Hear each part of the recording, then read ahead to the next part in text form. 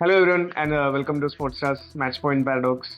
We are here at the end of the first test match between India and England, and England has secured a brilliant five wicket win. We have seen this happen a lot of times, especially since the takeover of Brendan McCullum and Ben Stokes. England going into the final day with a huge total to chase and getting it through the line. India is suffering it in England for the second consecutive game. Last time in 2022, they considered a big chase to England in Birmingham, and now it has happened in Leeds. But it all started so well for India, especially after being put on to bat.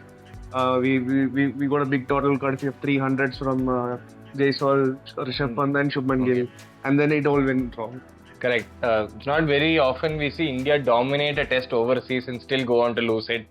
I think the BGT was slightly different. India were clearly outplayed by the Aussies in that series, going on to lose 1-3. But this game, like you said, the batting firepower was clearly on show. A young team led by a young captain captaining his first game, and to post upwards of 450, 470 odd, which they posted in the first innings, is clearly an indication that India were in the driver's seat in the game.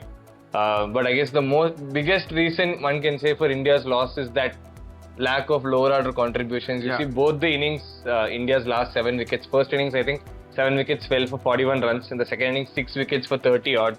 So I think that lack of a 50 runs from the tail would have taken the total past 400 to chase, and that again puts a seed into the mind of England. If they can go chasing 400 in the last day, then the risk factors increase, and maybe that proved to be the difference at the end. And time would have been less. Yep. And equally bad was India's fielding.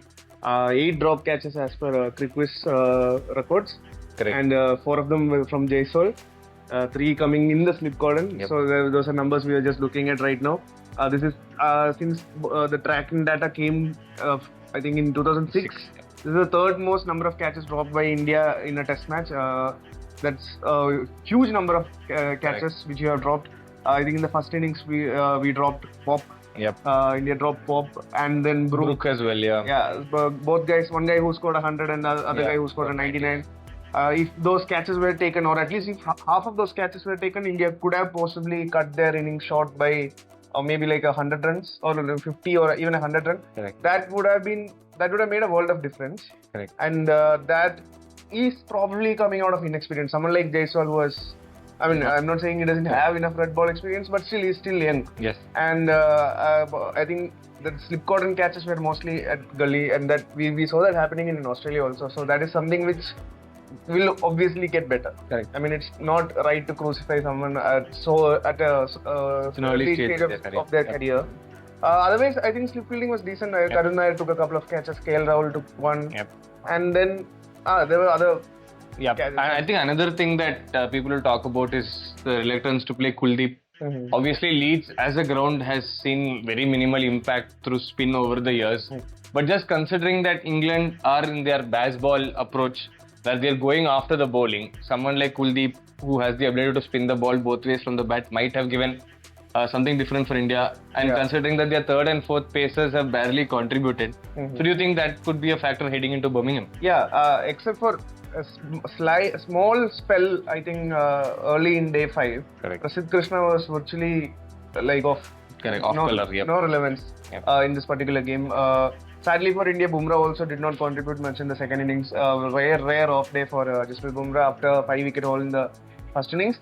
He did bowl a couple of Jaffas in the start of day 5. Yep. Almost got Bendakat out twice, but then it was not meant to be. There were a lot of chances which could have gone either way. Yeah. But like for example, that couple of deliveries against Bendakat, who kept for some good fortune did not edge anything. Yeah. And even when he edged, it flew over the slip. Correct. And a lot of other chances like that. But it's all probabilities. We can't just hit on that. Another thing is, generally in test matches in India, we see deterioration, heavy deterioration going into day 4 and day 5. Leeds hasn't been a pitch like that.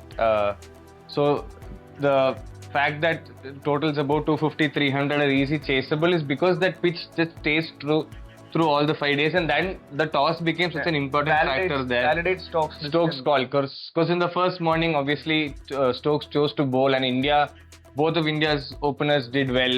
Rahul scored a 40, Jaiswal went on to score 100. Despite Sai Sudarshan falling for a duck on debut, again number 4 Shubman Gill came and scored 100. It felt like what England have made the wrong decision, allowing India to post a humongous total on board. But this kind of indicates that call. They probably knew that the surface is going to straight through the test match, and kind of helps that England's approach as well has helped that them batting number 7, number 8 to still have that belief that they can chase down any total in the 4th innings. Yeah, few records for also for India positives. Pant became the second wicketkeeper ever to score 200s in the same game. KL Rahul became the first Indian opener to score 300s in England.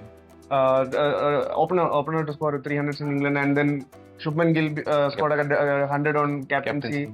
And this is also a dubious record. India became the first team to score 500s in a match and go on to lose the game. No team has also scored 400s and lost a game. Yeah. Only one, I think, was Australia back in 1920s. yes, Bradman's first match or something. That's an unwanted record, unfortunately, that India will have to carry through. 500s decently, yes. take it. Also, I think we also had 6 deaths or something. Yeah. 1 week to go for the Birmingham Test. I think the conversations will be about Bumrah's workload. Obviously, there's a 7-day gap, and probably he might play. So, if there are changes you want to see in the Indian lineup, what would that be? I think the Shardul Thakur experiment has failed quite bad. I mean, and either they can bring in Nitish Kumar Reddy, solidify their batting a little better, or bring in Arshdeep, go full on. But that's not something Gambhir is known for. Exactly. He has that conservative mindset of just packing too many all-rounders in the team, hoping bits and pieces from here and there. But I would love to see Arshdeep have a go. Left arm will give a new angle. Also will provide footmarks from the other end. Correct. So that will bring spinners into play from both sides. Arshdeep Singh would definitely be a good choice. Maybe if Bumrah is rested, maybe we can have someone like Akashdeep, who would be a great bowler in English conditions. The way he bowls, he gets a lot of swing, lateral movement, and his length is perfect for English conditions. So those are some changes. But in terms of batting, I don't think, even though Karun Nair and Sai Sudarshan don't make a huge impact, I think they deserve one more chance, because it's again English conditions, unfamiliar territory. Correct. They could probably get to do with one more chance. Correct. It's only 1 match into the series. It's obviously, despite that not going India's way, they still have 4 more tests for them to correct their wrongs. I think a lot more we will learn when we learn the team news for the second test. Whether, like Pranay said, Gambhir goes for that conservative approach of shoring up the batting, or do they go trying to pick 20 wickets, because that is what they could not do in the first test, and answers to all of that will come to us in a week's time. From the English perspective, another great win added to their chronicle of basketball. But there are obviously weaknesses, particularly in the bowling department. The way India scored big totals in both innings.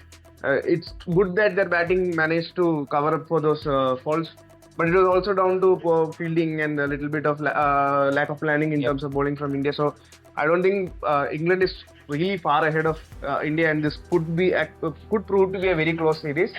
But someone like Archer coming back into the team could possibly make their bowling attack a lot better.